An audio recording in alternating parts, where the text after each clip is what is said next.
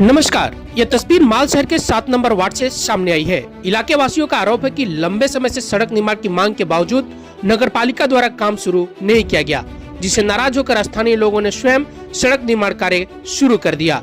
वहीं संबंधित वार्ड के काउंसिलर अमिताभ घोष ने बताया कि कुछ सामूहिक जटिलताओं के कारण सड़क निर्माण में देरी हो रही है।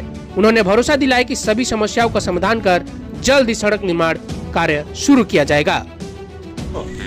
ভোটের সময় আসবে, রাস্তা দেখবে, বলবে তোদের খুব অসুবিধা না এই রাস্তা চলাচলি। এইবার ভোটের আগে আগে দেখবা তোদের রাস্তা হয়ে যাবে, কিন্তু মনে রাখবা এটার মধ্যে ভোট দেবা। হ্যাঁ, একটু খেয়াল করবা। আমরা আসলাম, আমরা আইসি সব কমপ্লিট করে দেবো। 6 মাস থেকে লাইট জ্বলতেছে না, অন্ধকারে থাকি।